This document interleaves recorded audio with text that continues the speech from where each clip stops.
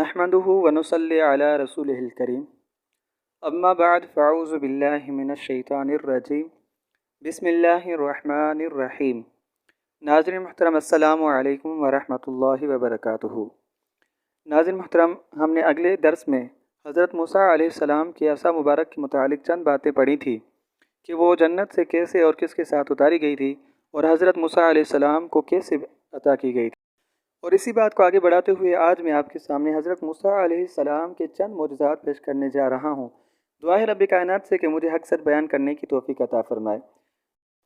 ناظرین محترم، جب حضرت موسیٰ علیہ السلام مقام طوا میں پہنچے تو اللہ تعالیٰ نے اپنی تجلی سے آپ کو سرفراز فرما کر منصب رسالت کے شرف سے سر بلند فرمایا۔ اس وقت آپ سے کلام فرمایا تو قرآن مجید نے اس کو اس طرح بیان فرمایا: وَمَا تِلْكَ بِيَمِينِكَ يَا مُوسَىٰ قال هي عصاي أتوكأ عليها وأهش بها على غنمي ولي فيها معارب أخرى۔ ترجمہ: کنز الایمان: اور یہ تیرے دائیں ہاتھ میں کیا ہے اے موسیٰ؟ عرض کی: یہ میرا عصا ہے، میں اس پر تکیہ لگاتا ہوں اور اس سے اپنی بکریوں پر پتے جھاڑتا ہوں اور میرے اس میں اور کام ہے۔ پارہ نمبر 16 سورہ طٰہٰ آیت نمبر 17-18۔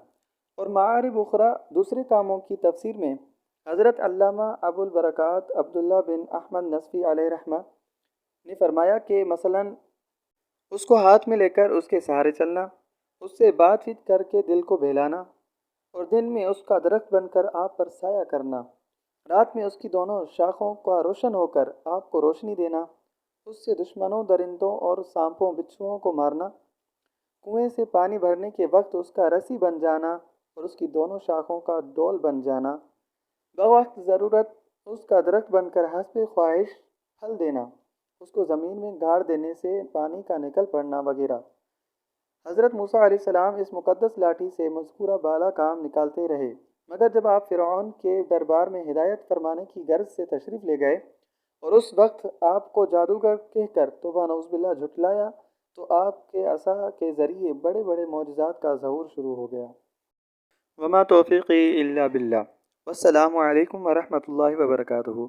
اور ناظرین محترم، اگر آپ اس ویڈیو کا پہلا پارٹ دیکھنا چاہتے ہیں تو اس ویڈیو کے کمنٹس میں نے لنک دی ہوئی، آپ وہاں سے ملاحظہ فرمائیں۔ جزاک اللہ۔